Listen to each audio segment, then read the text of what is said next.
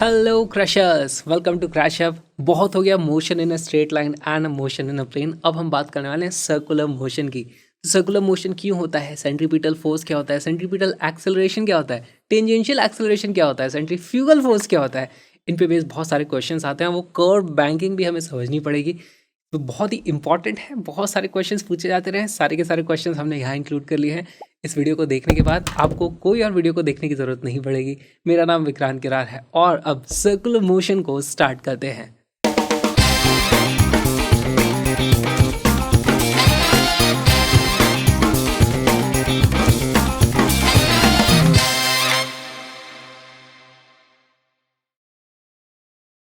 Uniform circular motion, पहले uniform circular motion देखते हैं, फिर बाद में नॉन यूनिफॉर्म वाला भी देख लेंगे। तो यूनिफॉर्म सर्कुलर मोशन में यूनिफॉर्म क्या चीज़ होती है? वो यूनिफॉर्म पहन के मोशन करता है? नहीं। हमारे पास मान लो यहाँ पर इस तरीके से एक सर्किल है और इसमें अगर कोई पार्टिकल सर्कुलर मोशन कर रहा है तो मान लो उसकी वेलोसिटी यहाँ पर भी है। थोड़ी देर बाद वो यहाँ से घूम के इस तरीके से ऐसे घूमेगा, तो मान लो वो यहाँ पे जब आता है तो उसकी वेलोसिटी कुछ इस तरफ हो जाती है, लेट से। फिर यहाँ आएगा तो उसकी वेलोसिटी कुछ इस तरीके से हो जाती है, यहाँ आता है तो उसकी वेलोसिटी कुछ इस तरीके से आ जाती है। अगर हमने बोला है वर्ड यूनिफॉर्म, यूनिफॉर्म का मतलब उसकी स्पीड चेंज नहीं होती है, जितनी तेज़ी से चल रहा था उतनी ही तेज़ी से चलता रहेगा। तो ये जो वर्ड यूनिफॉर्म का मतलब होता है, इसका मतलब हो गया कि speed is equal to constant. ठीक है भाई, स्पीड की वैल्यू कांस्टेंट है। अब ध्यान देना एक बात कि ये जो चीज़ हमने मार्क करी थी, ये होती है हमारे पास वेलोसिटी वेक्टर, ये होगा वेलोसिटी वेक्टर, ये होगा वेलोसिटी वेक्टर। स्पीड क्या होती है? वेलोसिटी वेक्टर का मैग्नीट्यूड। तो हमारे पास वेलोसिटी वेक्टर का magnitude is equal to constant, वो चेंज नहीं हो रहा है। लेकिन क्या वेलोसिटी चेंज नहीं हो रही है? वेलोसिटी का डायरेक्शन ज़रूर चेंज हो रहा है, कभी इधर होती है कभी इधर होती है। मैग्नीट्यूड चेंज हो रहा है लेकिन डायरेक्शन चेंज हो रहा है, तो हम बोल सकते हैं भाई वेलोसिटी वेक्टर इज चेंजिंग। ठीक है, और ये बहुत ही इंपॉर्टेंट चीज़ आ गई। जब भी वेलोसिटी चेंज होती है इसका मतलब हमारे पास कुछ ना कुछ एक्सेलरेशन ज़रूर है। अगर वेलोसिटी चेंज हो रही है ना, तो यहाँ पे लिख दो पहली बात तो इट्स चेंजिंग इट्स डायरेक्शन, है ना, इट्स डायरेक्शन। ऑलराइट, जो भी है वेलोसिटी चेंज हो रही है तो एक्सेलरेटेड मोशन है, यानी कि इसका कुछ ना कुछ एक्सेलरेशन ज़रूर होगा। तो इसका मतलब एक्सेलरेटेड मोशन है ये मोशन। और वो जो एक्सेलरेशन होता है, देख लेते हैं उसकी वैल्यू क्या होती है। वो होता है हमारा सेंट्रीपिटल एक्सेलरेशन। उसको हम लिखते हैं इस तरीके से AC, सेंट्रीपिटल एक्सेलरेशन होता है। अच्छा, उसकी वैल्यू कितनी होती है? हमारे पास देखो यहाँ पर रेडियस है मान लो R, तो उसकी जो वैल्यू होती है वो होती है v²/r। अब यहाँ पर एक और टर्म को हम इंट्रोड्यूस करने वाले हैं, हमारी एंगुलर वेलोसिटी ओमेगा। तो यहाँ पर देखोगे कि आप हर एक सेकंड में वो कुछ डिस्टेंस ट्रैवल करता है, जैसे यहाँ से यहाँ तक डिस्टेंस ट्रैवल किया, यहाँ से यहाँ तक डिस्टेंस ट्रैवल किया, फिर अगले कुछ टाइम में इतना डिस्टेंस ट्रैवल किया, फिर अगले कुछ टाइम में इतना डिस्टेंस ट्रैवल किया। सिमिलरली हम चीज़ बोल सकते हैं एंगल्स के केस में कि इनिशियली भाई यहाँ पे था, फिर थोड़ी देर में वो यहाँ पे आ गया, फिर थोड़ी देर बाद देखोगे तो एंगल यहाँ आ जाएगा, फिर थोड़ी देर बाद एंगल यहाँ आ जाएगा। तो बेसिकली एंगल बढ़ता जा रहा है, एंगल की वैल्यू बढ़ती जा रही है बढ़ती जा रही है, इस तरीके से हम देखते हैं। एंगुलर वेलोसिटी आ जाती है हमारे पास, उसको हम बोलते हैं ओमेगा। ठीक है, तो यहाँ पे मैं उसको इस तरीके से ड्रॉ कर देता हूँ भाई। अगर वेलोसिटी इस तरफ थी तो हमारे पास ओमेगा को हम इस तरीके से डोनेट करते हैं, डिनोट करते हैं, डोनेट नहीं करते हैं। और ये हमारे पास जो एक्सेलरेशन सेंट्रीपिटल होता है उसकी वैल्यू हो जाती है हमारे पास ω² के भी बराबर। ऐसा क्यों हुआ? क्योंकि हमारे पास यहाँ पे एक रिलेशन होता है V=R ओमेगा। कहाँ से आई ये सारी की सारी चीज़ें अभी डिटेल में देख लेंगे, लेकिन मोटा मोटी हमें ये चीज़ समझनी है कि जब यूनिफॉर्म सर्कुलर मोशन होगा स्पीड कांस्टेंट होगी, हमारे पास सेंट्रीपिटल एक्सेलरेशन की कुछ वैल्यू हो जाएगी और velocity is equal to R times omega होता है। अच्छा, एक्सेलरेशन किस दिशा में आएगा ये बताओ मुझे। तो देखो हमारे पास एक्सेलरेशन का मैग्नीट्यूड तो आ गया, दोनों तरीके से आंसर सेम आने वाला है। आप V की जगह यहाँ पर R ओमेगा लिखोगे तो ऊपर क्या हो जाता है R² ओमेगा², एक R से एक R कट जाता है, हमारे पास ω² आ जाता है। ठीक है, तो मैग्नीट्यूड सेम आने वाला है, लेकिन डायरेक्शन किधर होगा? यहाँ पर सेंट्रीपिटल है, यानी सेंटर की तरफ डायरेक्शन होता है उसका। तो यहाँ पे मैं मार्क कर दूंगा भाई, अगर आप यहाँ पे थे तो आपका एक्सेलरेशन सेंट्रीपिटल ऐसा होगा, यहाँ आओगे तो एक्सेलरेशन सेंट्रीपिटल ऐसा होगा, यहाँ आओगे तो एक्सेलरेशन सेंट्रीपिटल ऐसा होगा, और यहाँ रहोगे तो एक्सेलरेशन सेंट्रीपिटल ऐसे रहेगा। और इनके बीच में एक रिलेशन भी होता है भाई, ये 90 डिग्री के एंगल पे होते हैं। ठीक है, ये हमारे लिए सबसे इंपॉर्टेंट चीज़ हो गई सर्कुलर मोशन की। इस पे बेस्ड बहुत सारे क्वेश्चंस पूछे जाते हैं। यूनिफॉर्म सर्कुलर मोशन है, तो इसको सॉल्व करना शुरू करते हैं।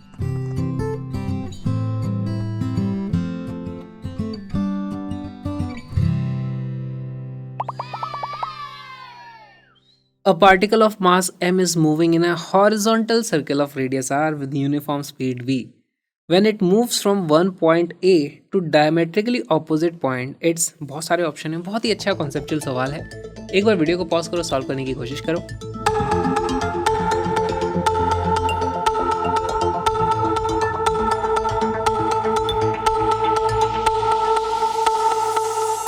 इसका करेक्ट आंसर है सी। सॉल्व करते हैं। तो देखो हॉरिजॉन्टल प्लेन में है तो उसको मैं टॉप व्यू से बना रहा हूँ इस तरीके से। तो ऐसा है, मान लो हमारा पॉइंट यहाँ पर था, इस तरीके से उसकी इस तरीके से कुछ वेलोसिटी रही होगी।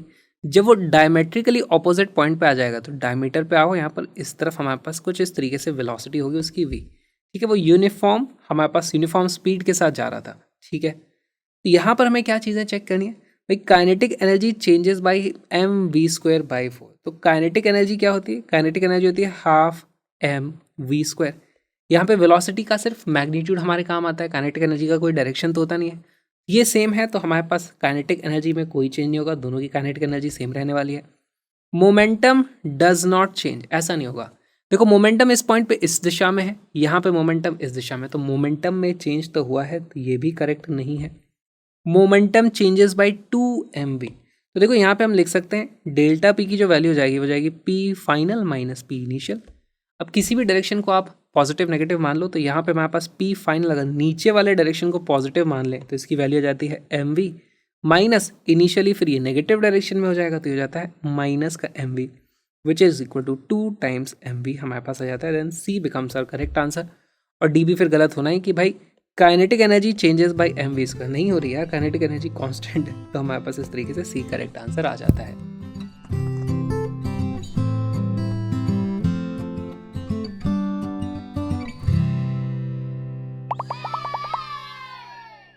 An electric fan has blades of length 30 cm measured from the axis of rotation. If the fan is rotating at 120 rpm, the acceleration of the point on the tip of the blade is। अब ये बहुत ही अच्छा सवाल है। यहाँ पर देखो हमारे पास इस तरीके से कुछ पंखा होगा। खैर हम पंखा डिज़ाइन करने के कंपटीशन में तो आए नहीं है, तो मैं एक ही पंखुड़ी यहाँ पे बना देता हूँ, बाकी के इस तरफ वाले आप देख लेना जो भी दो और आ रहे होंगे। ऑलराइट, हमें क्या बोला गया है कि भाई इसके एक्सिस से हमारे पास जो वाला डिस्टेंस है इसके सबसे आउटर मोस्ट पॉइंट का, वो डिस्टेंस कितना दिया हुआ है 30 सेंटीमीटर। ओके, अब इसका एक्सेलरेशन कितना होगा? तो हमारे पास ये कुछ इस तरीके से सर्कुलर मोशन कर रहा है ना, तो इसका कुछ एक्सेलरेशन होना ही चाहिए। किस दिशा में होगा एक्सेलरेशन? एक्सेलरेशन होगा सेंटर की तरफ, जिसकी वैल्यू होती है ए सी। सेंट्रीपिटल एक्सेलरेशन के दो फॉर्मूले होते हैं, वो होता है हमारे पास वी स्क्वायर अपॉन आर या फिर ओमेगा स्क्वायर आर। वीडियो को पॉज करो, बताओ तो जरा उसका एक्सेलरेशन की वैल्यू कितनी आती है।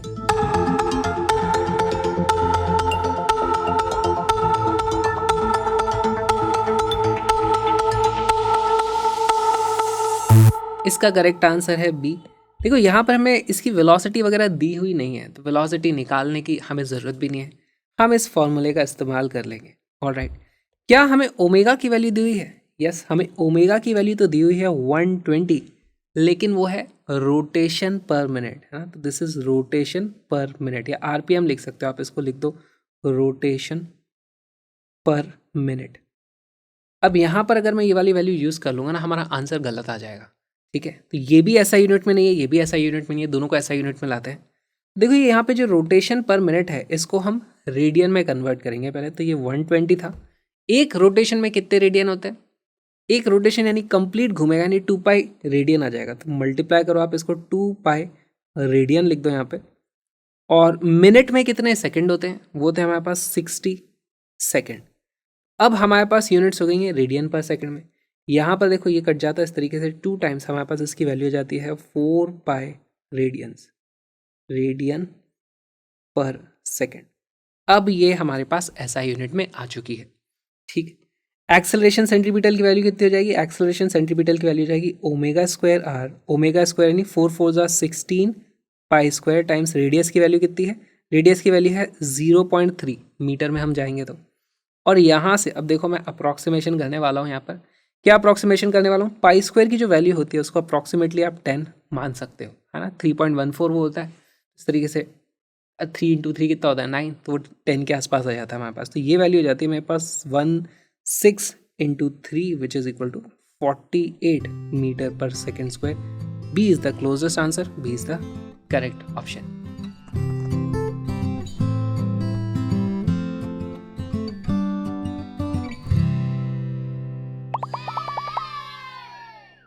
For a particle in uniform circular motion, the acceleration a at any point p, जो कि r, थीटा से डिनोट किया जाएगा, on the circular path of radius r is when theta is measured from the positive axis and v is uniform speed। तो देखो theta को major किया है पॉजिटिव एक्स एक्सिस से, ऑलराइट। यहाँ से इस तरीके से हमारे पास एंगल घूम रहा होगा। वैसे तो आप नीचे भी घुमा सकते हो, पर यूजुअली हम कैसे घुमाते हैं भाई, ये हमारा फर्स्ट क्वाड्रेंट होता है, ये सेकंड क्वाड्रेंट होता है, थर्ड होता है, ये फोर्थ क्वाड्रेंट होता है। तो हम यूजुअली अगर ऐसे घुमाते हैं, ये हमारे पास इस तरीके से मोशन होगा, ऑलराइट। तो हमारे पास जो भी पार्टिकल होगा वो कहीं ना कहीं यहाँ पर होगा, और उसकी वेलोसिटी हमें दी हुई होगी किस तरफ, इस तरफ वेलोसिटी होगी उसकी भी। यूनिफॉर्म सर्कुलर मोशन हो रहा है यहाँ पर, ओके। ये वाला एंगल हमारे पास कितना दिया हुआ है, थीटा। हमसे क्या चीज़ पूछी है कि बताओ बताओ बताओ द एक्सेलरेशन वेक्टर ए। अब यहाँ पे ये एक्स एक्सिस है, यहाँ पे वाई एक्सिस है, तो इसका वेलोसिटी वेक्टर और एक्सेलरेशन वेक्टर लिखने की थोड़ा कोशिश करो, है ना। एक्सेलरेशन की वैल्यू हमें पता है इस तरफ आने वाली है, एक्सेलरेशन वेक्टर का मुझे जो मैग्नीट्यूड है वो भी पता है, उसकी वैल्यू हो जाएगी वी स्क्वायर अपॉन आर, उसमें कोई शक नहीं है। और यहाँ पे सारे option v square upon r आ रखे हैं, वो तो आ ही रहा है। बस हमें डायरेक्शन समझना है कैसे लिखना है। वीडियो को पॉज करो, क्वेश्चन को सॉल्व करो।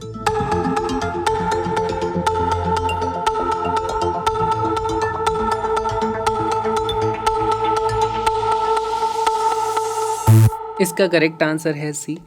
देखो हमारे पास ये वाला एंगल थीटा है, तो मैं बोल सकता हूँ ये वाला एंगल भी थीटा होगा, करेक्ट। तो ये आ जाता है हमारे पास भाई, this angle is also theta. अब ये जो एक्सेलरेशन है उसका एक कॉस वाला कंपोनेंट है और एक उसका साइन वाला कंपोनेंट है। तो हमारे पास एक्स कंपोनेंट की अगर मैं बात करूँ तो एक्स डायरेक्शन में कौन सा कंपोनेंट आएगा, ये वाला, और जो कि नेगेटिव में जा रहा है।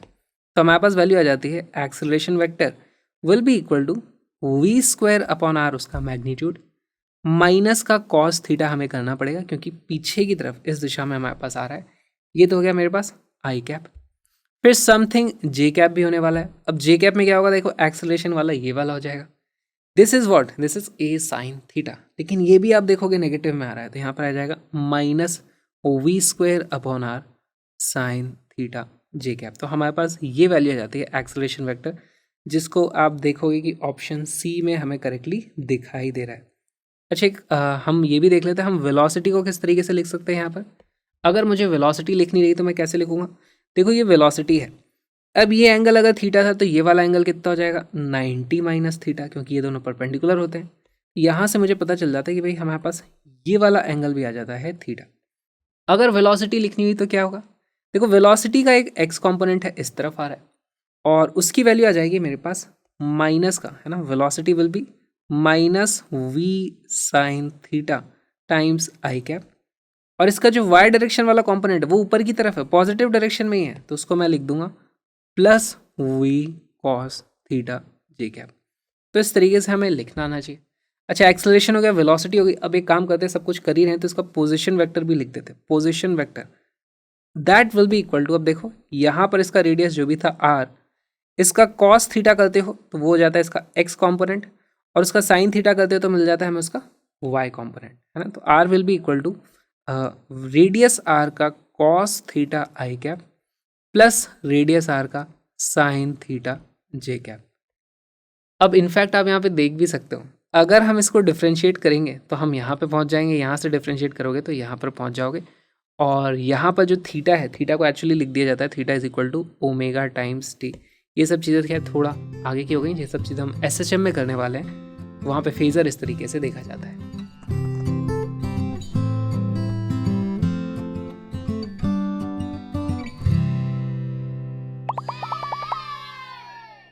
The position vector of a particle R as a function of time is given by, ये हमें एक पोजिशन वेक्टर दे दिया। देखो यहाँ पे आर की वैल्यू है 4 sine of omega t I cap plus 4 cos of omega t J cap. पहले तो हम इसका सर्कुलर मोशन है ये मुझे दिखाई दे रहा है, क्योंकि दोनों साइन और कॉस आ रहे हैं, ओमेगा टी की वैल्यू आ रही है, तो कुछ यहाँ पर इस तरीके से सर्कुलर मोशन हमारे पास होने वाला है। ये एलिप्स क्यों बन गया, ठीक है। मान लो ये हमारे पास इस तरीके से सर्कुलर मोशन हो रहा है। मैं चाहता हूँ इसकी इक्वेशन लिखना, है ना, मुझे इक्वेशन में देख के पता चलना चाहिए। पहली बात तो ये जो बीच में हमारे पास टर्म होती है ये होती है ओमेगा टी, है ना, ये हो जाएगी ओमेगा टी। ठीक, अच्छा टी की वैल्यू जीरो रखते हैं तो मेरे पास यहाँ पे आ जाता है ये वाली वैल्यू, कॉस जीरो की वैल्यू होती है 1, साइन की वैल्यू हो जाती है 0। तो at t is equal to 0 particle कहाँ है, x में 0 है, y में वैल्यू है 4, x में 0 y में वैल्यू 4, तो यानी पार्टिकल हमारे पास यहाँ पे रहेगा at t is equal to 0। ठीक है, फिर टाइम को थोड़ा सा बढ़ाते हैं, टाइम को थोड़ा सा बढ़ाते हैं। अभी मुझे नहीं पता कि ये इस तरफ जा रहा है कि इस तरफ जा रहा है। देखो टाइम को थोड़ा सा भी बढ़ाऊंगा तो कॉस की वैल्यू तो कम होगी, 1 मैक्सिमम वैल्यू होती है उससे कम होने वाली है, तो यहाँ पे आएगा देखो तो y की वैल्यू दोनों ही केस में कम ही होती हुई नजर आ रही है। x की अगर बात करें, अगर हम टाइम को थोड़ा सा बढ़ाएंगे तो ये वैल्यू पॉजिटिव में बढ़ेगी। अभी करंटली 0 है, 0 से बढ़ेगी और बढ़ते बढ़ते 1 हो जाएगी, है ना, पॉजिटिव में बढ़ रही है। तो टोटल जो वैल्यू है x की वो 0 से 4 हो जाएगी, क्योंकि यहाँ 4 मल्टीप्लाइड था। तो यानी हमारे पास x इस दिशा में बढ़ रहा है, तो इससे मुझे पता चल जाता है भाई इसका जो मोशन होने वाला है वो इस दिशा में ये घूम रहा होगा हमारे पास। वेलोसिटी यहाँ पर कुछ इस तरीके से हमारे पास होने वाली है। ये हमारा सर्कुलर मोशन आ चुका है। हमें पहले तो सर्कुलर मोशन देखना आना चाहिए। ऑलराइट, आ गया। अब यहाँ पर ये जो इस तरीके से हमारे पास पार्टिकल घूमता है इसकी कांस्टेंट ओमेगा होती है इस तरीके से। ओमेगा की वैल्यू भी दी हुई है भाई, ओमेगा इज इक्वल टू 2 पाई मुझे दिया हुआ है यहाँ पे, जो लिखा हुआ है इसका मतलब होता है 2 पाई टी। ठीक है, okay. Where R is in metre, t is in second, I cap J cap denotes unit vector along X and Y axis. तो चलो ये भी मार्क कर देते हैं, ये हमारे पास एक्स था, ये हमारे पास वाई डायरेक्शन था। ठीक है, विच one of the following statement is wrong for the motion of the particle. अब इनमें से बताओ कौन कौन से ऑप्शन सही है।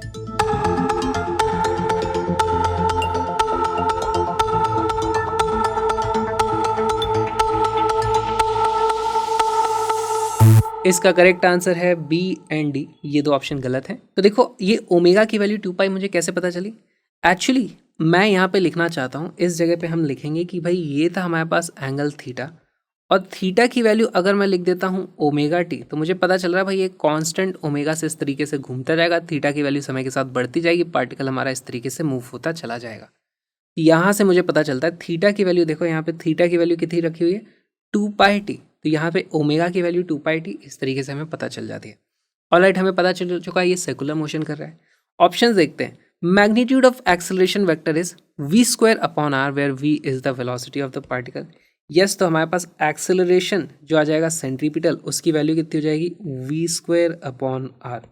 तो हमसे क्या पूछा, विच one of the following statement is wrong for the motion of particle. तो हमारे पास एक्चुअली ए तो करेक्ट आ गया। ठीक है, ए इज करेक्ट, इसको हम इस तरीके से मार्क कर देते हैं, ये तो ट्रू है।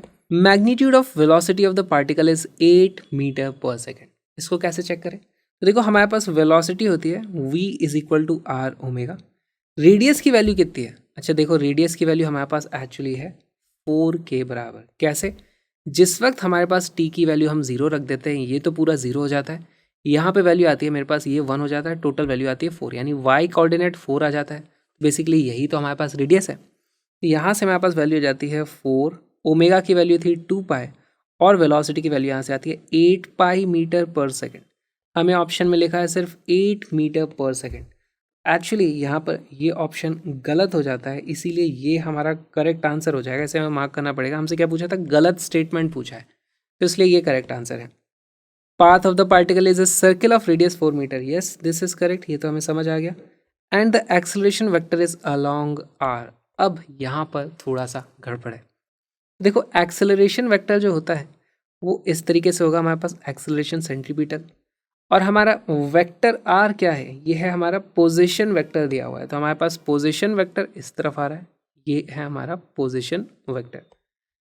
अब अगर मुझसे पूछा जाता कि क्या एक्सेलरेशन पोजीशन वेक्टर की डायरेक्शन में है, नहीं, उसके ऑपोजिट डायरेक्शन में।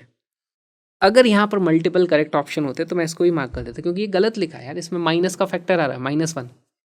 लेकिन अगर बात की जाए हमें सिर्फ एक ही ऑप्शन करेक्ट मार्क करना है, तो हम इसे मार्क कर देंगे। हम बोल देंगे कि हाँ भाई हमारे पास एक्सेलरेशन अलोंग वेक्टर आर है, लेकिन नेगेटिव डायरेक्शन में है। अब अगेन ये कंफ्यूजिंग ऑप्शन वाला एक क्वेश्चन हो चुका है, लेकिन हमें दिख रहा है यहाँ पे which one of the following statements. ओ, तो यहाँ पे मल्टीपल है, तो आई थिंक मैं डी को भी मार्क कर दूंगा यहाँ पे, क्योंकि डी भी गलत है। क्योंकि यहाँ पे हम लिख देंगे एक्सेलरेशन हमारे पास जो सेंट्रीपिटल है इज इक्वल टू उसका जो डायरेक्शन की अगर बात करें, अगर डायरेक्शन हम बात करते हैं तो इस तरीके से के कैप लगा देते हैं, will be equal to minus of R का कैप। अब यहाँ पर इसे मार्क करना चाहिए या नहीं, आप बताओ। Acceleration vector is along vector R, it is not along vector R, it is opposite to vector R, है ना। तो हमारे लिए ये भी गलत हो जाएगा, तो इसको हम मार्क कर देंगे। इसको बोल देता हूँ ये ऑप्शन गलत था, इसको मार्क करना पड़ेगा। B and D will be our correct answer.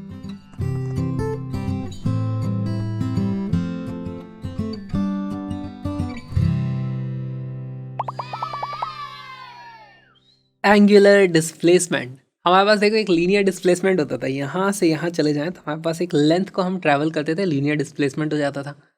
अब हम एंगल्स में घूम रहे हैं तो हम एंगुलर डिस्प्लेसमेंट की बातें करते हैं, क्योंकि हमें नापना तो है मोशन कितना हो रहा है, कितना घूम गए पता तो चलना चाहिए। और उसकी ज़रूरत क्यों पड़ती, यहाँ से घूम करके मैं वापस यहीं आ गया, कोई तो बोल देगा भाई हमारा डिस्प्लेसमेंट तो हुआ ही नहीं, हम तो यहीं पे थे, बाद में भी यहीं पर हैं, initial position final position same हो गई। ऐसे में हम लीनियर डिस्प्लेसमेंट की टर्म्स में यहाँ पे बातें नहीं कर सकते, हम एंगुलर डिस्प्लेसमेंट की टर्म्स में बातें करते हैं। कैसे लिखते हैं, मान लो यहाँ से मैं नापता हूँ, पहले तो हमें एक रेफरेंस पॉइंट चाहिए होगा, इसमें रेफरेंस लाइन हो जाती है इसके केस में। यहाँ से मान लो मैं यहाँ तक घूम के ले आया, तो ये हो जाता है हमारे पास थीटा ए। तो देखो इस तरीके से मैं मार्क कर दूंगा भाई, ये है हमारे पास, दिस इज थीटा ए, ऐसे लिख सकते हैं। फिर थोड़ी देर बाद हम और ज़्यादा आगे घूम करके पहुँच गए यहाँ तक, तो मैं नापूंगा कहाँ से, ओरिजिनल रेफरेंस पॉइंट से, है ना, यहाँ से यहाँ तक मैं पहुँच गया, ठीक है। इस एंगल को बोल दूंगा मैं थीटा बी। इनिशियली मैं यहाँ था, जिसके लिए मैं बोलूँगा भाई इस वक्त हमारे थीटा की वैल्यू थी थीटा ए के बराबर, फिर वहाँ से मैं यहाँ तक आ गया, तो अब थीटा फाइनली हो चुका है थीटा बी। तो यहाँ पर हम बोल देंगे एंगुलर डिस्प्लेसमेंट, उसको मैं डेल्टा थीटा से मान लो लिख देता हूँ, तो उसकी वैल्यू हो जाती है theta final minus theta initial, और इसकी वैल्यू इस पर्टिकुलर केस में आ जाती है थीटा बी माइनस थीटा ए, ठीक है। इनकी कुछ भी वैल्यू हो सकती है, मान लो ये वाला हमारे पास है 2 रेडियन, ये है 1 रेडियन, तो ये हो जाएगा 2 - 1 which is equal to 1 radian के बराबर आ जाएगा, बहुत ही सिंपल है। ओके, तो इसकी कुछ वैल्यूज़ कैसे आ सकते हैं, एग्जांपल देख लेते हैं। या तो ये होगा 90 डिग्रीज, कई बार हम एंगल को 90 डिग्रीज में भी नापते हैं, या फिर रेडियन में नापेंगे तो बोल देंगे लेट्स से π/2 रेडियन हो सकता है ये। इस तरीके से आपको अलग अलग वैल्यूज़ देखने को मिलेंगी। कई बार बोल दिया जाएगा कि हमने 2 रोटेशन कंप्लीट कर लिया, ऐसा भी बोला जा सकता है ना, तो 2 रोटेशंस, है ना, या 2 रेवोल्यूशंस। एक रिवोल्यूशन में हमारे पास 2π का एंगल होता है ना, पूरा चक्कर काट लिया यानी कि 2π हुआ, तो वहाँ से आप मल्टीप्लाई कर लोगे भाई, 2 रोटेशन है which is equal to 2 × 2π which is equal to 4π radian के वो बराबर है। इस तरीके से आपको चीज़ों को समझना होगा। ऑलराइट, ठीक। अब यहाँ पे दिक्कत ये आती है कि भाई हमारे पास या तो मैं ऐसे घूम रहा हूँ या फिर मैं ऐसे भी घूम सकता था, तो एक डायरेक्शन पॉजिटिव होगा तो दूसरा डायरेक्शन हमारे पास नेगेटिव हो जाएगा, ठीक है। तो इसको लिखने का एक सिंपल तरीका तो होता है भाई, हम क्लॉकवाइज या एंटी क्लॉकवाइज देखें। क्लॉक देखो इस तरीके से घूमती है, तो हमारे पास ये वाला जो डायरेक्शन होता है इसको हम बोल देते हैं क्लॉक वाइज, और इसका जो ऑपोजिट डायरेक्शन हो जाता है इसको हम बोल देते हैं ये हमारे पास काउंटर क्लॉक वाइज या फिर एंटी क्लॉक वाइज, कुछ भी आप उसको बोल सकते हो। तो ये तो एक तरीका हो गया प्लस माइनस, अगर आपने इसको प्लस लिया तो ये माइनस हो जाएगा, अगर आपने इसको प्लस लिया तो माइनस हो जाएगा, ये ऑपोजिट वाले डायरेक्शन हो गए। लेकिन जो हमारे पास इस तरीके से एंगल होएगा, है ना, एंगल का खुद का तो कोई डायरेक्शन नहीं होता, लेकिन हम घूम रहे हैं, एंगुलर डिस्प्लेसमेंट हो रहा है, उसके कारण उसकी कुछ वेलोसिटी होगी, हमें एंगुलर टर्म्स को नापना पड़ता है, उनके vector representation, angular velocity and angular acceleration के वेक्टर रिप्रेजेंटेशन हमें लिखने आने चाहिए। तो देखो कैसे बोलोगे, मान लो ये हमारे पास एक्सिस है, यहाँ पर कोई ऑब्जेक्ट इस तरीके से घूम रही है, तो इस एक्सिस के रेस्पेक्ट में हम बोल सकते हैं कि उसकी एंगुलर वेलोसिटी ऐसे गोल गोल घूम रही है। तब उसको पॉजिटिव बोलोगे नेगेटिव बोलोगे, क्या बोलोगे आप, ये तो नहीं बोल नहीं सकते वो यहाँ पर है, यहाँ पर है, थोड़ी देर में वो यहाँ आ जाएगा, थोड़ी देर में यहाँ आ जाएगा, थोड़ी देर में यहाँ आ जाएगा, तो वो इस तरीके से घूमता रहेगा। तो इसकी एंगुलर वेलोसिटी इन किसी भी दिशा में मैं नहीं बता सकता, तो हमने एक नया कन्वेंशन बना लिया कि भाई अपनी उंगलियों को ऐसे घुमाओ, ऐसे राइट हैंड का यूज़ करना है, लेफ्ट हैंड का यूज़ नहीं करना है। राइट हैंड से जिस दिशा में वो घूम रहा था, पार्टिकल ऐसे घूम रहा था, तो हमने उंगलियों को ऐसे घुमाया राइट हैंड से, तो हमारे पास ऊपर की तरफ वाला ये इस तरीके से आ जाता है, करेक्ट। ये जो ऊपर की तरफ अंगूठा आता है वो हमारा डायरेक्शन बताता है। अगर उसकी जगह पार्टिकल उल्टा इस तरीके से घूम रहा होता है ना, अब मैं उंगलियों को ऐसे करूँगा, कौन से हाथ की, राइट हैंड को यूज़ करना है, ऐसे करूँगा तो अब की बार अंगूठा देखो मेरा नीचे की तरफ आ जाता है, तो अब की बार बोलेंगे हम ये नीचे की तरफ हमारे पास एंगुलर वेलोसिटी है या फिर एंगुलर एक्सेलरेशन है। ये हमारे पास होता है राइट हैंड थंब रूल, बोलो आपको उसको जो भी आप बोलना चाहो। हमारे पास ओमेगा एक वेक्टर क्वांटिटी होती है, अल्फा जो हमारा एंगुलर एक्सेलरेशन होता है, अभी देखेंगे क्या होता है, ये दोनों हमारे पास वेक्टर क्वांटिटीज़ होती हैं। तो अब देखते हैं इनको वेक्टर में लिखना है तो कैसे लिखेंगे। Velocity vector, angular velocity vector, इनके बीच में क्या रिलेशन है, ये सारी चीजें देखते हैं।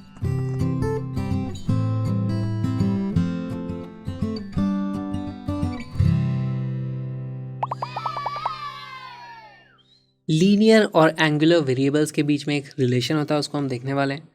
मान लो हमारे पास कोई पार्टिकल है, वो यहाँ से यहाँ तक इस तरीके से आता है ना, इस पॉइंट पे वो पहुँच चुका है, उसकी इस दिशा में कुछ वेलोसिटी है, उसने कुछ डिस्टेंस ट्रैवल कर लिया है ना। यहाँ पे एक आर्क लेंथ आएगी मेरे पास, उसको मैं ड्रॉ कर देता हूँ। यहाँ पर ये है हमारी आर्क लेंथ, ये वाली, this is arc length L, और हमारे पास एक एंगल थीटा यहाँ पर इस तरीके से कवर किया गया है, और हमारे पास एक ये होता है रेडियस आर। तो यहाँ पे बाय डेफिनेशन जो एंगल को डिफाइन किया जाता है, एंगल की डेफिनेशन क्या होती है, वो होती है हमारे पास arc length divided by radius, इसकी वैल्यू हो जाती है एल डिवाइडेड बाई आर, और यहाँ से हम लिख सकते हैं L is equal to R times theta. ये बेसिक डेफिनेशन ऑफ एंगल से हमारे पास आ जाती है चीज़। अच्छा, यहाँ से हमें एक और चीज़ पता चलती है कि जो थीटा है, यहाँ थीटा देखो ऊपर भी लेंथ है नीचे भी लेंथ है, तो थीटा इज डायमेंशन लेस, ये हमें यहाँ से पता चलता है, डायमेंशन लेस। ठीक है, ऑलराइट। तो हमारे पास एल की वैल्यू आर थीटा के बराबर आ गई।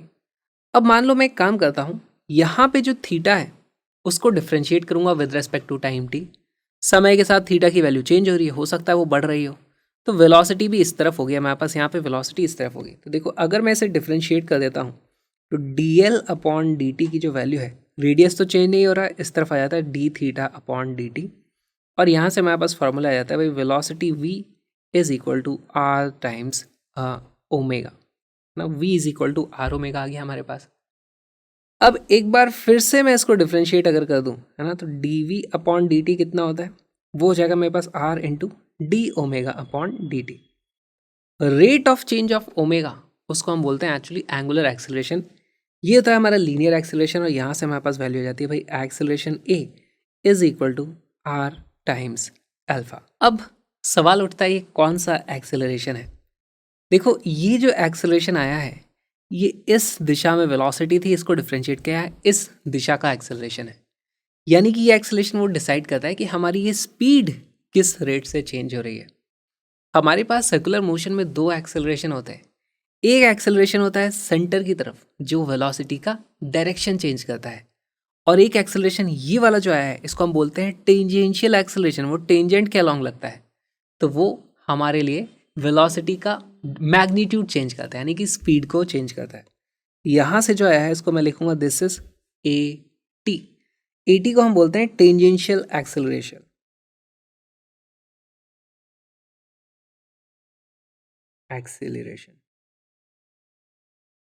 ये हो जाता है हमारे पास A T which is equal to R alpha. हमारे पास एक और एक्सेलरेशन होता है, कौन सा, सेंट्रीपिटल एक्सेलरेशन। सेंट्रीपिटल एक्सेलरेशन, उसकी वैल्यू कैसे लिखेंगे, उसको हम लिखते हैं एक्सेलरेशन सेंट्रीपिटल, और उसकी वैल्यू होती है वी स्क्वायर अपॉन आर, या फिर होता है ओमेगा स्क्वायर आर। तब देखो किसी भी टाइम पर अगर मान लो मेरे पास वेलोसिटी मेरे को पता है, और मुझे बता दिया, मान लो वेलोसिटी की वैल्यू दी हुई है 2t स्क्वायर है ना, समय के हिसाब से वेलोसिटी बदलती जा रही है, ये मैग्नीट्यूड वाइज अगर बात करें, तो इसके चेंज होने की जो रेट है ना, d we upon D t मैं कर दूंगा तो वो कितना आ जाएगा 4t। ये जो वैल्यू है ये हमारे पास टेंजेंशियल एक्सेलरेशन आ जाएगा, और इस वेलोसिटी का स्क्वायर करके आप रेडियस से डिवाइड कर दोगे तो हमारे पास सेंट्रीपिटल एक्सेलरेशन आ जाएगा, और इन दोनों को जोड़ दोगे तो टोटल नेट एक्सेलरेशन आ जाएगा, क्योंकि एक्सेलरेशन हमारे वेक्टर क्वांटिटी होती है। तो यहाँ पर हमें एक चीज़ और लिखनी पड़ेगी कि भाई हमारे पास एक्सेलरेशन की जो नेट वैल्यू होती है वो होता है acceleration tangential plus acceleration centripetal. यही हमारे पास कुछ एक्सेलरेशंस होते हैं। इनको अगर आप ड्रॉ करना चाहो, हमारे पास कोई भी इस तरीके से मान लो सर्कल है, सर्कुलर मोशन हो रहा है हमारे पास इस तरीके से, किसी भी पॉइंट पर हमारे पास पार्टिकल है, तो हमारे पास एक्सेलरेशन सेंट्रीपिटल इस तरफ होगा, और हमारे पास एक्सेलरेशन टेंजेंशियल इस तरफ होगा, और इनको आप जोड़ दोगे तो ये नेट रिजल्टेंट एक्सेलरेशन ऐसे आ जाएगा। अब देखो यहाँ पे दो बड़े ही इंपॉर्टेंट फॉर्मूला है हमारे पास, v is equal to R omega, acceleration tangential is equal to R times alpha. यहाँ पर हमारे पास वेलोसिटी वो है एक वेक्टर क्वांटिटी, रेडियस एक्चुअली इसकी पोजीशन उस वक्त क्या है वो भी एक वेक्टर क्वांटिटी होती है, और ये जो ओमेगा है ओमेगा भी एक वेक्टर क्वांटिटी होती है। तो इन तीन वेक्टर क्वांटिटीज़ के बीच में कुछ रिलेशन होता है, उसको देखना बहुत ज़्यादा ज़रूरी है। उस पर बहुत सारे क्वेश्चन पूछे गए हैं। अब आने जा रहा है हमारा क्रॉस प्रोडक्ट का यूज़। तो देखो हम एक्चुअली लिखते हैं वेलोसिटी की वैल्यू होती है ओमेगा क्रॉस आर। कैसे होता है अभी इस चीज़ को देखेंगे। और हमारे पास जो एक्सेलरेशन होता है कौन सा टेंजेंशियल, उसकी वैल्यू होती है अल्फा क्रॉस आर। बहुत ही इंपॉर्टेंट चीज़ें हैं, इस पे बेस्ड क्वेश्चन बार बार पूछे गए हैं। फिजिकल सिग्निफिकेंस होती है वो क्या होती है उसको भी देखेंगे, लेकिन उससे पहले हम क्रॉस प्रोडक्ट निकालना सीखते हैं।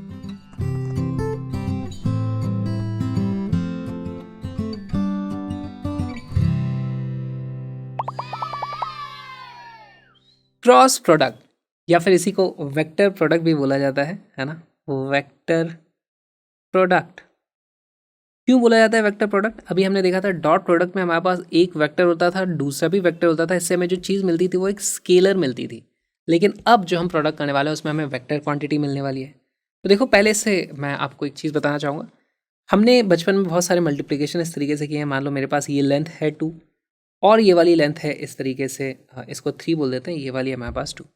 तो हम क्या लिखते थे 3 मल्टीप्लाइड बाई 2, उसकी वैल्यू क्या आ जाती थी, वो आ जाती थी हमारे पास 6 के बराबर। ये चीज़ क्या होती थी, इनफैक्ट हम जानते हैं जो 6 होता था ये इसका एरिया के बराबर होती थी ना। This area use to be 6। यही होता है हमारा क्रॉस प्रोडक्ट। यहाँ पे देखो क्रॉस लगा हुआ है।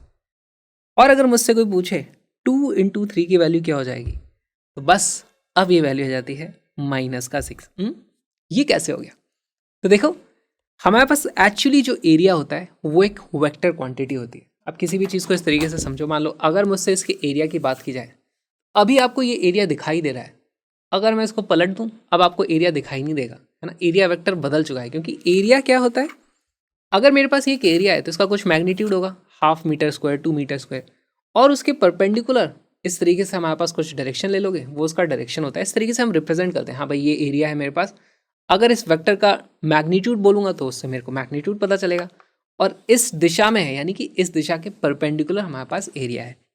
अब यहाँ पे प्रॉब्लम आती है कि भाई अगर ये एरिया है, इसको रिप्रेजेंट करना है वेक्टर से, इसको मैंने बोल दिया कि ये इसका मैग्नीट्यूड और डायरेक्शन दिखा रहा है, ये पेन हमारा वेक्टर, तो इसको मैं पॉजिटिव साइड बोल दूंगा, तो पॉजिटिव साइड ये एरिया हो गया, नेगेटिव साइड ये वाला एरिया हो जाएगा, है ना। तो हमारे पास एक पॉजिटिव एक नेगेटिव साइड हो जाती है एरिया में, और यही चीज़ हमें समझनी पड़ेगी। ओके, तो जब भी हम करते हैं 3x2, तो यहाँ पे हम राइट हैंड का यूज़ करते हैं। हम 3 से अपनी उंगलियों को घुमाना शुरू करते हैं 2 की तरफ, है ना। 3 की तरफ पॉइंट करो, पहली बात तो राइट हैंड का यूज़ करना। 3 की तरफ पॉइंट करो और यूँ घुमाओ उसको, ऐसे घुमा रहे हैं, ये घुमा रहे हैं, तो अंगूठा हमारे पास फाइनली वेक्टर की तरफ, जो आउटपुट रिजल्ट आने वाला है उसकी तरफ पॉइंट कर देगा। तो मान लो वो 6 हो गया।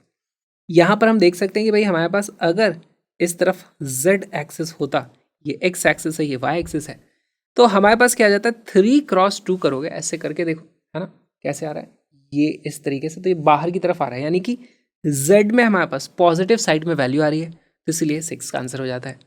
और आप 2x3 करोगे तो वो अब की बार आप देखोगे आपके पास नेगेटिव z की तरफ आपका अंगूठा हो जाएगा, है ना। 2x3 करें, 2 की तरफ उंगली करी, फिर 3 की तरफ ऐसे घुमाया, तो देखो ये अंदर जा रहा है, यानी कि नेगेटिव z की तरफ जा रहा है। इस तरीके से हमारे पास किया जाता है। इसी को आप लिख भी सकते हो, इनफैक्ट इसको मैं लिख देता हूँ 3i cap cross 2j cap is equal to 6k cap, और हमारे पास आ जाता है 2j cap cross 3i cap is equal to -6k cap. अब ये आया कैसे, ये सब निकालना सीखते हैं। उससे पहले फील करेंगे भाई क्रॉस प्रोडक्ट से हमें एक्चुअली जो हर बार वैल्यू मिलती है वो मिलती है एरिया। एरिया कौन सा, किन्हीं भी दो वेक्टर्स के बीच का। फॉर एग्जाम्पल मेरे पास एक वेक्टर है यहाँ पर, लेट से ये है ए, और मेरे पास दूसरा वेक्टर है यहाँ पर बी।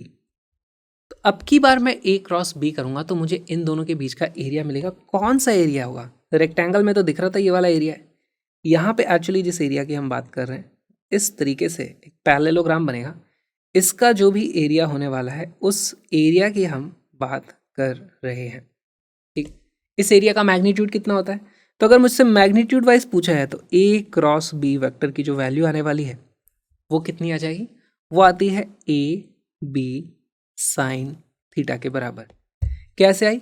एरिया पता करना है तो ए इंटू ये वाली हाइट होनी चाहिए हमारे पास, और ये हाइट कितनी है? अगर इन दोनों के बीच में एंगल है थीटा तो उसकी वैल्यू आ जाती है ए बी साइन थीटा के बराबर। ये वाली लेंथ हो जाती है हमारे पास बी साइन थीटा। इस तरीके से आप देख सकते हो, या फिर आप इस तरीके से देखना चाहो B multiplied by A sine theta, ये हो जाएगी तो भी सेम एरिया मिल जाएगा। तो ये हमारे पास एक फॉर्मूला आ गया, फिर magnitude of A magnitude of B multiplied by sine theta. अब यहाँ पे भी हमारे पास थीटा पॉजिटिव नेगेटिव हो सकता है ना? एक तरफ को आप पॉजिटिव मानोगे तो दूसरी साइड वाली नेगेटिव हो जाएगी। ठीक है, तो अब यहाँ पे इसके डायरेक्शन को फील करने की कोशिश करेंगे। ए से अगर मैं बी की तरफ जा रहा हूँ, ए क्रॉस बी किया है मैंने, ऐसे राइट हैंड का यूज़ करो, ए इस तरफ है बी थोड़ा ऊपर है, अगेन हमारे पास ये बाहर की तरफ आता हुआ अंगूठा आ गया, तो ये बाहर की तरफ आता हुआ हमारे पास वेक्टर आ रहा है। बी क्रॉस ए करोगे तो वही चीज़ अंदर की तरफ जाएगी, हमारे पास वैल्यू नेगेटिव आ जाएगी, मैग्नीट्यूड सेम आएगा, वैल्यू नेगेटिव आएगी। तो A cross B is equal to minus of B cross A, इसको भी आप याद रख सकते हो, minus of B cross A इस तरीके से हो जाता है। ठीक, यहाँ तक क्रॉस प्रोडक्ट हो गया। बस प्रॉब्लम छोटी सी ये है, एग्जाम में हमको ऐसे थोड़ी ना कोई एरो बना के देता है कि बताओ इसका क्रॉस प्रोडक्ट करके। हमें दिया जाता है एक वेक्टर दे दिया, ए की वैल्यू कुछ दी है, बी की वैल्यू कुछ दी है, तो वहाँ पर क्रॉस प्रोडक्ट कैसे करना है। और ये बहुत ही इंटरेस्टिंग सी चीज़ है। देखो हमें दे दिया, मान लो ए की वैल्यू दी है A x I cap plus A Y J cap plus A Z के कैप, इस तरीके से एक वेक्टर दे दिया ए। हमें दूसरा वेक्टर दे दिया है वेक्टर बी, उसकी वैल्यू किस तरीके से है बी एक्स आई कैप प्लस बी वाई जे कैप प्लस बी जेड के कैप। इस तरीके से मान लो दो वेक्टर दे दिया, हमसे पूछ लिया भाई ए क्रॉस बी की वैल्यू बताओ। पहली चीज़ तो हमें ये समझनी है कि ए क्रॉस बी जो होगा वो खुद अपने आप में एक वेक्टर आने वाला है। अगर वो वैल्यू एक वेक्टर आएगी, है ना, तो उसका कुछ आई कैप होगा, कुछ जे कैप होगा, कुछ के कैप होगा। तो यहाँ पर मैं इस तरीके से लिखूंगा समथिंग आई कैप, फिर मैं लिखूंगा समथिंग जे कैप, और फिर मैं लिख दूंगा समथिंग के कैप। मेरे पास इस तरीके से कुछ वैल्यूज़ आने वाली हैं। अब इनको बस मुझे भरने की देरी है। ठीक है भाई, अब इसको कैसे भरें ये हमें समझना है। तो इसके लिए हम एक डिटर्मिनेंट बनाते हैं। डिटर्मिनेंट बनाने का मतलब कुछ भी नहीं है, इस तरीके से दो लाइनें खींच दो। ऑलराइट, यहाँ पे हम 3 3 3 इस तरीके से कुछ चीज़ें लिखने वाले हैं। क्या लिखेंगे सबसे पहले? सबसे पहले यहाँ मैं लिख दूंगा आई कैप जे कैप के कैप, है ना। तो यहाँ लिख दिया मैंने आई कैप जे कैप के कैप। थोड़ा सा इसको बड़ा कर लेते हैं। ऑलराइट, नेक्स्ट चीज़ हमें क्या करनी है, हमसे पूछा है A cross B, B cross A पूछते तो उसकी नेगेटिव वैल्यू आ जाती है ना। देखो उल्टा होता है, ए क्रॉस बी पूछा है तो पहले लिखेंगे ए फिर लिखेंगे बी, पहले लिखेंगे वेक्टर ए बाद में लिखेंगे बी। ये कैसा लिख दिया? यहाँ पे देखो हमें क्या करना है। अब ए वेक्टर का कुछ आई कैप है, जे कैप है, के कैप है, बी वेक्टर का भी आई कैप जे कैप के कैप है। तो आई कैप वाली वैल्यू आई कैप के नीचे लिख दो, जे कैप वाली जे कैप के नीचे लिख दो, ये वाली यहाँ पे लिख दो। इस तरीके से सारी चीज़ें कर दो। तो यहाँ आ जाता है A X A Y A Z, नीचे आ जाता है B X B Y B Z. ठीक, हमारे पास डिटर्मिनेंट बन गया जो हमें बनाना था। अब क्रॉस प्रोडक्ट कैसे होगा? तो जब क्रॉस प्रोडक्ट में मुझे आई कैप वाली वैल्यू चाहिए, देखो आई कैप वाली वैल्यू अगर मुझे चाहिए तो मैं आई कैप पे आ जाऊंगा यहाँ पर, और मैं यहाँ से इस तरीके से दो लाइनें ड्रॉप कर दूंगा। मुझे इन लोगों से कोई मतलब ही नहीं है। अब मुझे क्या करना है, इन दोनों को मल्टीप्लाई करना है, इन दोनों को मल्टीप्लाई करना है और दोनों को सब्ट्रैक्ट करना है। मल्टीप्लाई करेंगे और सब्ट्रैक्ट करेंगे तो देखो ये क्या हो जाता है, A Y B Z minus B Z A B Y A Z. ठीक है, तो कन्फ्यूज मत होना, इसका न्यूमेरिकल के साथ देखेंगे वहाँ ये कन्फ्यूजन नहीं होता। अभी देखो हमारे पास आ जाता है A Y B Z minus B Y A Z. ठीक, सिमिलरली जे कैप वाली कुछ टर्म चाहिए। जे कैप वाली टर्म के लिए क्या करेंगे, एक लाइन ऐसे खींच दो, एक लाइन ऐसे खींच दो। अब क्या बचा, A X B Z minus B X A Z. यहाँ से आ जाता है मेरे पास A X B Z minus B X A Z. ठीक, हमारे पास जे कैप वाली टर्म भी आ गई। अब के कैप वाली टर्म चाहिए यहाँ पे जो भरनी है, तो यहाँ के कैप पे आओ, ऐसे लाइन खींचो, ऐसे लाइन खींचो। अब इन दोनों को मल्टीप्लाई करो, इन दोनों को मल्टीप्लाई करो, सब्ट्रैक्ट कर दो, तो ये आ जाता है हमारे पास A X B Y minus B X A Y. इस तरीके से हमारे पास वैल्यूज आ जाती है। नाउ सबसे इंपॉर्टेंट चीज़ हमें जो करनी है, अब हमारे पास पहले वाले में होता है प्लस, दूसरे वाले में होता है माइनस, तीसरे वाले में फिर से हो जाता है प्लस। तो ये माइनस लगाना कई बार लोग भूल जाते हैं, उसके कारण सारे आंसर गलत आ जाते हैं। इस तरीके से हम क्रॉस प्रोडक्ट कहते हैं। इस क्रॉस प्रोडक्ट पे बेस बहुत सारे हमसे सवाल पूछे गए हैं। कैसे पूछे गए हैं कि भाई जो वेलोसिटी वेक्टर होता है वो क्या होता है, ओमेगा क्रॉस आर। आपको ओमेगा वेक्टर दे देंगे, आर वेक्टर दे देंगे, बोलेंगे वी वेक्टर की वैल्यू बताओ, तो इस पर बेस कुछ PYQ सॉल्व करते हैं।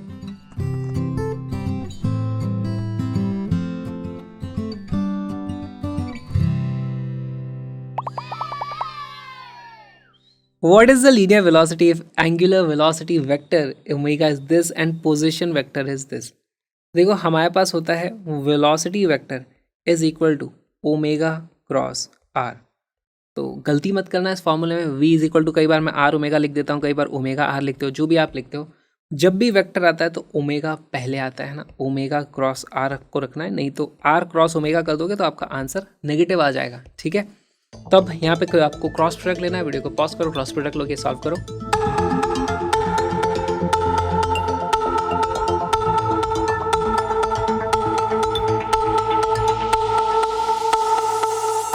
इसका करेक्ट आंसर है बी। सॉल्व करते हैं। देखो हमें अगर क्रॉस प्रोडक्ट करना है तो सबसे पहले हमें बनाना पड़ेगा एक डिटर्मिनेंट इस तरीके से।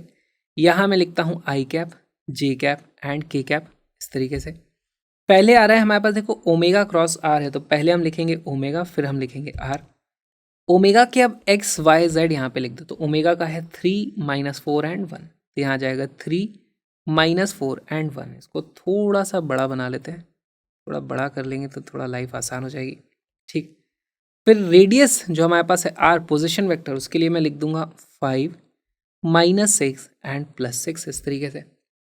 और हमारे पास ये जो वी वेक्टर अब आने वाला है, वी वेक्टर बेसिकली जो ओमेगा क्रॉस आर आएगा उसकी कुछ आएगी वैल्यू मेरे पास इस तरीके से, समथिंग आई कैप, फिर समथिंग जे कैप आएगी और फिर समथिंग के कैप आने वाली है। अब यहाँ पे प्लस होता है, यहाँ माइनस होता है, यहाँ पे प्लस होता है, इसको मैंने पहले ही मार्क कर दिया, नहीं तो गलतियाँ यहाँ भी होती है, माइनस करना भूल जाते हैं।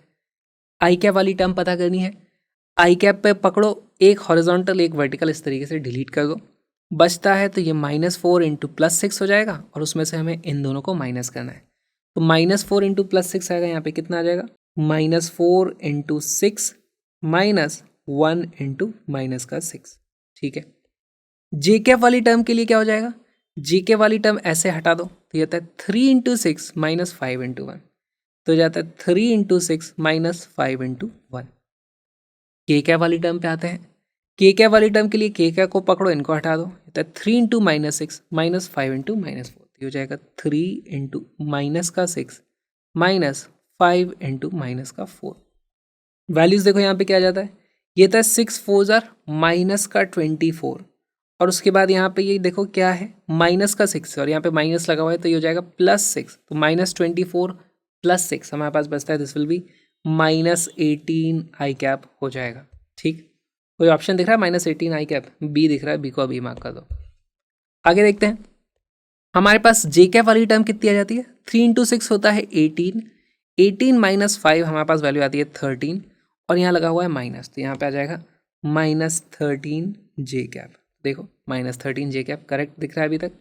और अब ये के कैप वाली टर्म में देखते हैं, के कैप वाली टर्म में हमारे पास है 3 × -6, 3 × -6 हो जाएगा -18, फिर आ जाएगा हमारे पास +20, यहाँ पर है ना, दोनों नेगेटिव वाले थे तो ये यहाँ से वैल्यू हो जाती है +2 बचता है, तो यहाँ आ जाएगा हमारे पास +2 के कैप। और आप देखते हो हमारे पास यही आंसर है, B is the correct option.